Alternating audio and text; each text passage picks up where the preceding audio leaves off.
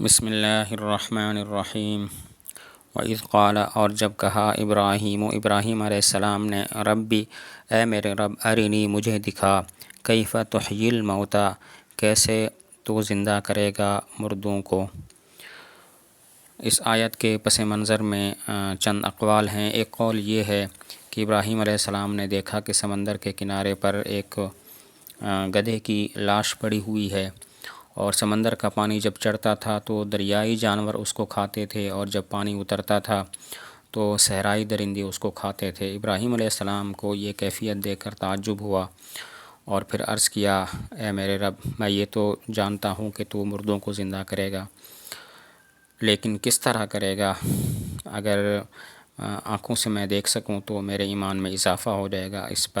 اسی پس منظر میں یہ آیت ارشاد ہے، وَإِذْ قَالَ إِبْرَاهِيمُ رَبِّ أَرِنِي كَيْفَ تُحْيِي الْمَوْتَىٰ۔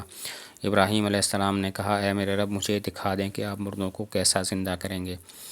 دوسرا قول یہ ہے کہ جب نمرود نے دو آدمیوں کو بلوایا، ایک کو قتل کر دیا اور ایک کو چھوڑ دیا، اور پھر کہا کہ انا احیی و امیت، یہ تو کام میں بھی کر سکتا ہوں کہ میں کسی کو زندہ کروں، کسی کو مار دوں، تو ابراہیم علیہ السلام نے فرمایا کہ اللہ تعالیٰ تو مرنے کے بعد زندہ کرے گا، کیا تو بھی ایسا کر سکتا ہے؟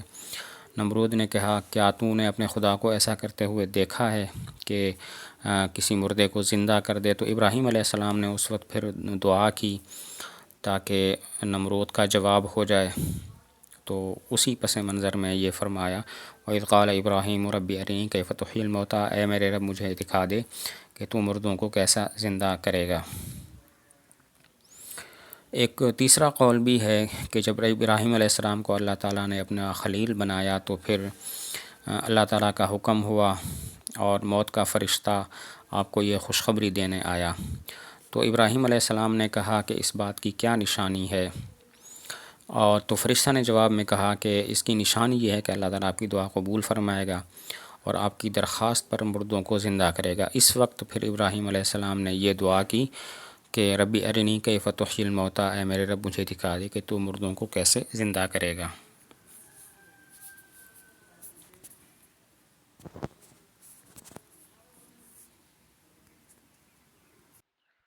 اولم تؤمن، اللہ تعالیٰ نے فرمایا، اولم تؤمن، کیا تمہیں یقین نہیں ہے، کیا تو یقین نہیں کرتا؟ تو اب یہاں پر سوال یہ ہوتا ہے کہ اللہ تعالیٰ کو تو پتہ تھا کہ ابراہیم علیہ السلام پختہ یقین والے ہیں، پھر اللہ تعالیٰ نے ابراہیم علیہ السلام سے یہ سوال کیوں کیا، اولم تؤمن، کیا تو یقین نہیں کرتا؟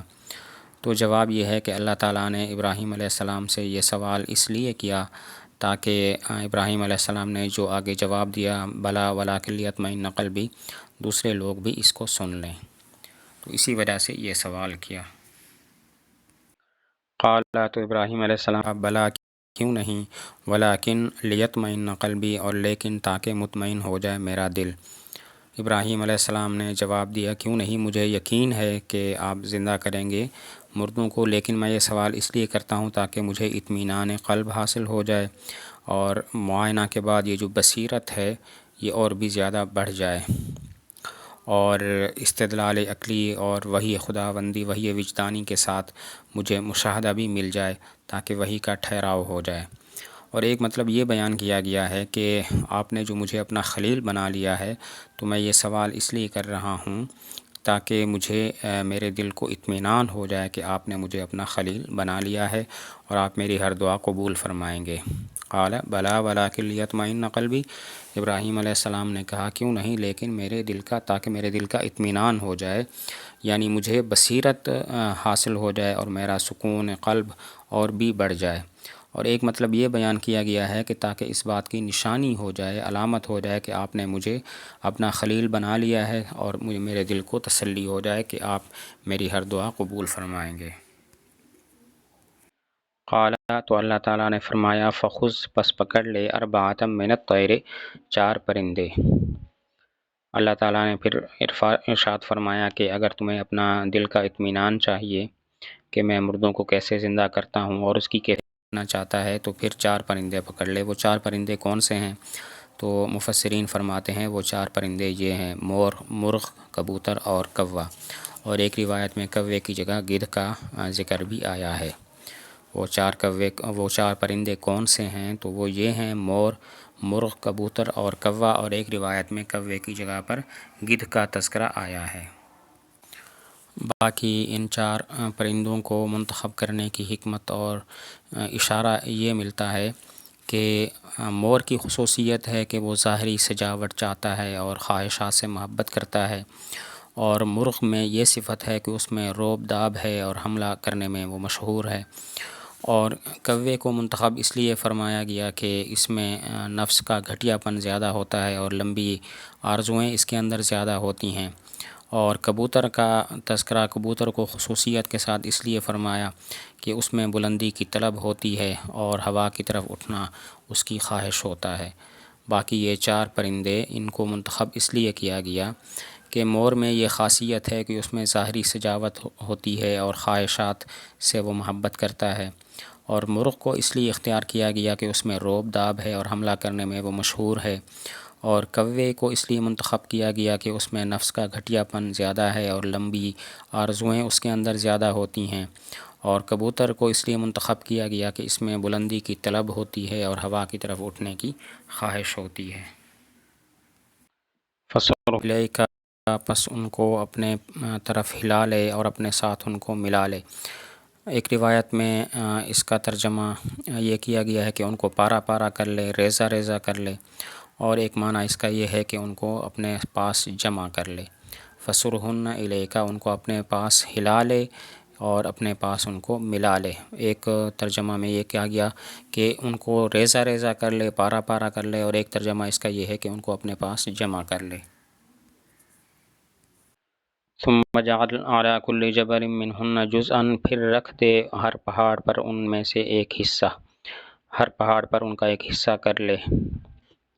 تو مفسرین فرماتے ہیں کہ اس کا مطلب یہ ہے کہ پرندوں کو ذبح کر لو اور ان کے سب حصے جو ہیں وہ نوچ لو، سب پر خون اور گوشت ان کو ایک جگہ ملا لیں، اور پھر ان ملے ہوئے حصوں کو علیحدہ علیحدہ کر کے ان کو پہاڑوں پر رکھ دیں۔ باقی اس کے بعد پھر 2 قول ہو جاتے ہیں۔ ایک قول یہ ہے کہ ابراہیم علیہ السلام نے 7 حصے کر دیے اور 7 پہاڑوں پر رکھ دیا، اور دوسرا قول یہ ہے کہ ہر پرندہ کے 4 حصے کر کے ایک ایک حصہ ایک پہاڑ پر رکھ دیا، تو گویا 4 پہاڑوں پر 4 حصے رکھ دیے۔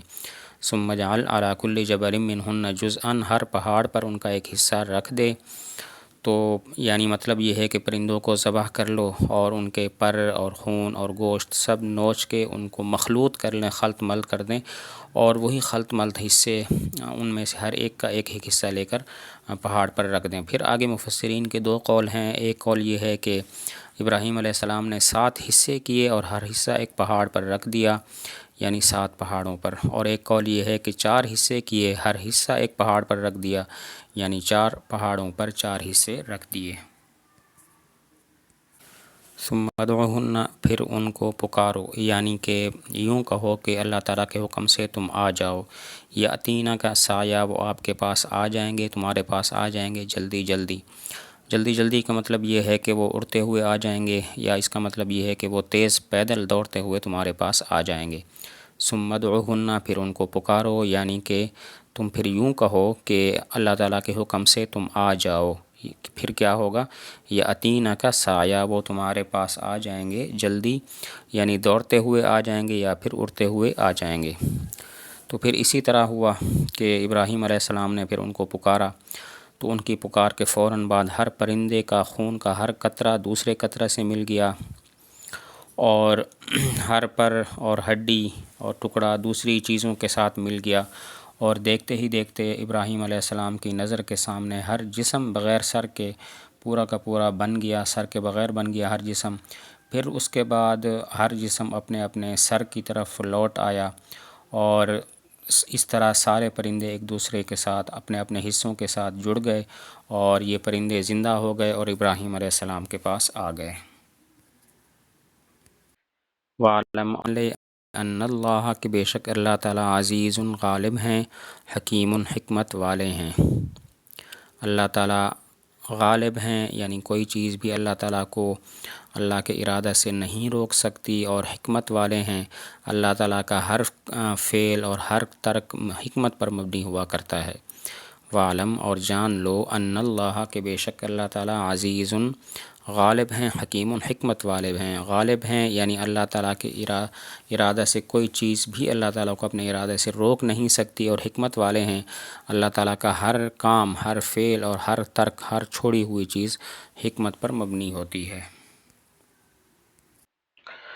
یہاں پر دو سوال ہیں۔ پہلا سوال ہے کہ پیچھے جو قصہ گزرا حضرت عزیر علیہ السلام کا، اس کے بعد اس کے آخر میں فرمایا کہ ان اللہ علی کل شیء قدیر، قدیر کا لفظ فرمایا، جبکہ ابراہیم علیہ السلام کے اس واقعے کے آخر میں فرمایا کہ ان اللہ عزیز حکیم، اللہ تعالیٰ عزیز و حکیم ہے۔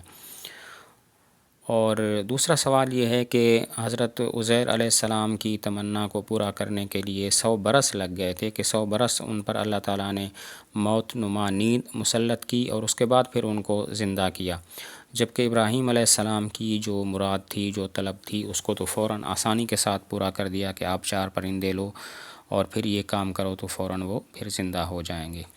تو پہلے سوال کا جواب یہ ہے کہ عزیر علیہ السلام کا جو فرمائش تھی یا جو طلب تھی وہ اظہار تعجب کے لیے تھی، اور یہ بتانا تھا کہ مرنے کے بعد زندہ کرنا یہ تو بہت بڑی قدرت کا متقاضی ہے اور یہ دنیا کے معمول کے خلاف ہے۔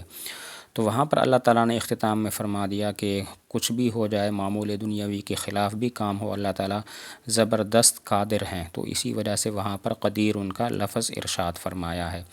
جبکہ ابراہیم علیہ السلام کے قصے کے اندر جو ہے وہ صرف اتنا بتایا جا رہا ہے کہ ایک نازک ترین ایک حقیقت ہے کہ اللہ تعالیٰ مردوں کو کیسے زندہ کریں گے۔ یہ نہیں فرمایا کہ مرنے کے بعد کیسے زندہ کیا جائے گا، اس میں تعجب والی کوئی بات نہیں ہے، صرف ایک درخواست ہے کہ رب ارینی کیف تحیی الموتی، آپ مجھے دکھا دیں کہ آپ مردوں کو کیسے زندہ کرتے ہیں۔ تو ایک نازک ترین حقیقت کا اس کے جاننے کا سوال تھا، اسی وجہ سے یہاں پر جو ہے وہ فرمایا ان اللہ عزیز حکیم۔ نیز ابراہیم علیہ السلام نے یہ جو بات فرمائی، یہ جو بات عرض کی، یہ دعا کی صورت میں ہے کہ رب ارنی کیف تحیی الموتی، آپ مجھے صرف دکھا دیں کہ آپ مردوں کو کیسے زندہ کریں گے۔ اسی وجہ سے اللہ تعالیٰ نے ان کی دعا کو فوراً قبول فرمایا اور فوراً پھر دکھا دیا کہ مردوں کو کیسے زندہ کیا جاتا ہے۔ جبکہ عزیر علیہ السلام کا جو کلام تھا وہ ایک سوال نہیں تھا، وہ ایک دعا نہیں تھی، بلکہ صرف اظہار تعجب تھا کہ مجھے تعجب ہے کہ آپ مرنے کے بعد اس کو کیسے زندہ کریں گے۔ وہاں پر کوئی دعا نہیں تھی، اسی وجہ سے ان کی مراد کو پورا کرنے کے لیے انہیں 100 سال موت نما نیند کا سامنا کرنا پڑا اور اس کے بعد ان کی مراد پوری ہوئی۔